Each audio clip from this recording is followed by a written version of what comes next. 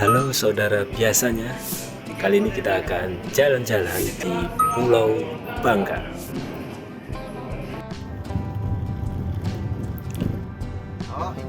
Nah, kali ini saya hadir di Pulau Bangka dan saya naik pesawat, jadi turun di Depati Amir. Nah, dari Depati Amir, dari bandara langsung kita menuju ke destinasi pertama, yaitu Pantai Matras. Pantai Matras ini terletak di sekitar Sungai Liat. Jadi dari Pangkal Pinang itu menuju ke utara sekitar 1 jam perjalanan. Kemudian di Sungai Liat kita masih harus ke utara lagi sampai ketemu dengan Pantai Matras. Nah, ini adalah lokasi Pantai Matras yang cukup rimbun. Kondisi pantainya seperti ini, alhamdulillah sudah membaik karena dulu di situ banyak penambang timah ya di dekat pantai itu. Tapi sekarang sudah menjauh ke arah tengah laut. Jadi kita masih tetap dapat melihat kapal-kapal keruknya ya, kapal-kapal penyedot pasirnya. Tapi kalau sekarang di sini sudah sepi ya, tidak ada penambang, hanya untuk aktivitas pariwisata. Nah, itu adalah di ujung kanan dari pantai dan kondisi pantainya seperti ini. Bisa dilihat ini pasirnya campur dari yang kasar dengan yang halus. Jadi ada bagian yang kasar, ada yang halus seperti tepung. Jadi kalau dihamburkan itu nanti akan terbang pasirnya. Tapi kalau yang pas kasar, nah itu dia akan langsung jatuh. Ini bentuknya seperti ini, bisa dilihat. Nah di pantai ini kita boleh mandi. Silakan Anda mau mandi sepuasnya boleh, tapi tetap harus hati-hati karena selain ombaknya tidak besar, juga anginnya tidak terlalu kencang di sini.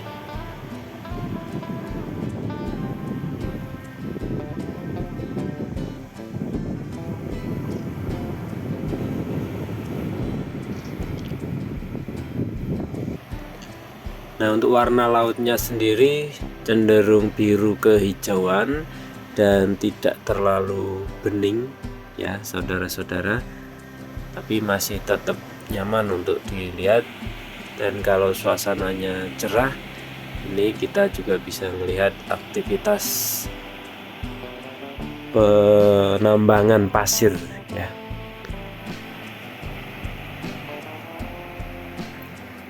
Nah, pasirnya ini nanti tidak diambil pasirnya saja, tapi diambil timahnya. Harga tiket masuk itu per orang ya, tidak per kendaraan. Jadi kalau Anda naik mobil ya yang dihitung nanti per orangnya, kalau tidak salah 3.000. Jadi kalau satu mobil isinya 10 orang ya berarti 30.000 seperti itu. Untuk hewan yang ada di pantai hanya kepiting kecil-kecil, sangat kecil sekali, sehingga kalau kita cari untuk lauk ya tidak seberapa ya.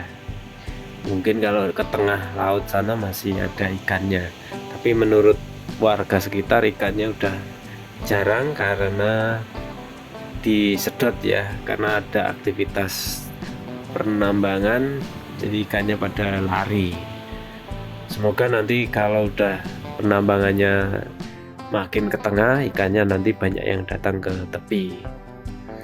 Ini relatif bersih ya, selain tidak banyak pengunjung, juga ombaknya sudah tidak membawa kotoran lagi.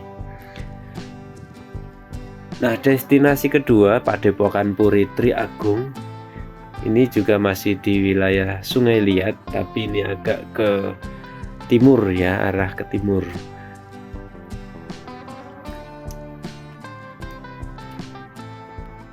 Nah, ini proses pembangunan padepokan ini atau puri ini cukup lama ya saudara-saudara, kalau tidak salah sekitar 12-an tahun. Ya cukup wajar juga mengingat kondisinya ini adalah di atas tebing sebuah pantai. Jadi di bawah sana itu laut atau pantai, dan di atasnya ini dibangun padepokan atau puri gitu ya. Selain materialnya juga harus kuat, tapi juga harus indah dipandang ya. Ukurannya juga cukup besar. Untuk tiket masuknya tidak ada, jadi Anda semua bisa datang sewaktu-waktu ke sini tanpa membayar. Nah, cukup parkir di tempat atau lokasi parkir yang sangat luas, kemudian Anda bisa melihat sekelilingnya. Kalau pengen masuk juga diperbolehkan dengan hati-hati ya, dan jaga kesopanan.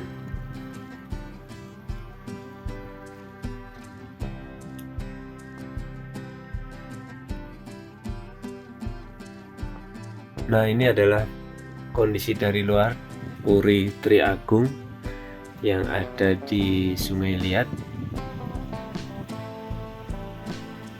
Ya, cukup bagus kondisinya teman-teman dan saudara-saudara. Dan ini parkirannya juga sangat luas. Sepertinya kalau bis besar kesulitan untuk masuk, tapi saya yakin cukuplah untuk masuk ke sini. Nah, di bawahnya Puri Tri Agung, di situ ada Pantai Batu Ketak. Nah, Pantai Batu Ketak ini kalau menurut orang sini ya pantainya isinya batu aja gitu ya.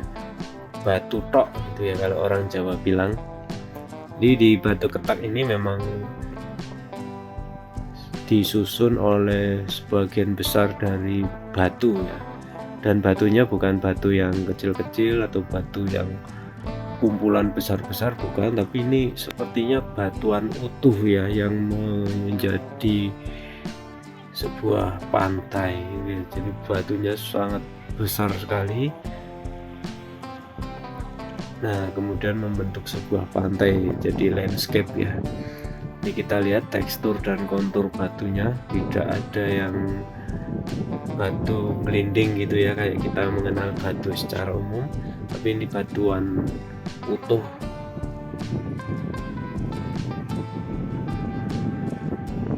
Ya, batu yang utuh dan keras. Dan batuan ini juga sampai ke pinggir pantai, bahkan di tengah laut situ ada juga.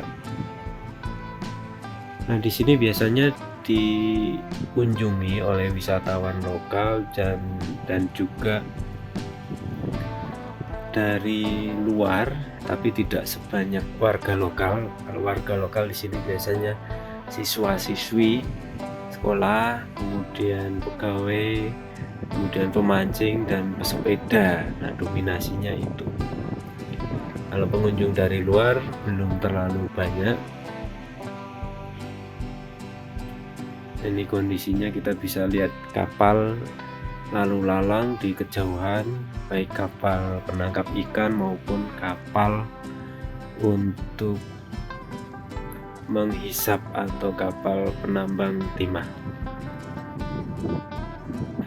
Nah, destinasi berikutnya kita makan dulu, kulineran, kemudian sambil istirahat ya kita di Lempah Kuning Muara. Jadi ini lokasinya sudah dekat dengan Pangkal Pinang, jadi tidak di Sungai Liat lagi. Nanti bisa dicari saja di Lempah Kuning Muara, lokasinya di situ. Cari di Google Map nanti ya, gampang. Ini lokasinya sangat bagus sebenarnya kalau digarap untuk wisata. Ikannya segar karena dekat pelabuhan, dan juga tempatnya menjadi rekomendasi atau menjadi favorit warga lokal di Pangkal Pinang ya. Terlihat ini sangat ramai sekali. Ini waktunya makan siang memang, dan kondisi yang panas di sini tidak menyurutkan niat warga Pangkal Pinang dan sekitarnya untuk merasakan, mencicipi makanan di muara sih. Nah, ini kondisi kalau di dalam seperti ini. Ya untuk makanannya macam-macam ya. Kebanyakan adalah masakan makanan yang didominasi oleh ikan-ikan. Nah itu dulu rekan-rekan semuanya dari tim biasanya sudah mendatangi Pulau Bangka, Pangkal Pinang dan Sungai Liat. Kita tunggu perjalanan di episode selanjutnya. Jangan lupa like, kemudian loncengnya diaktifkan, dan lupa juga share dan subscribe.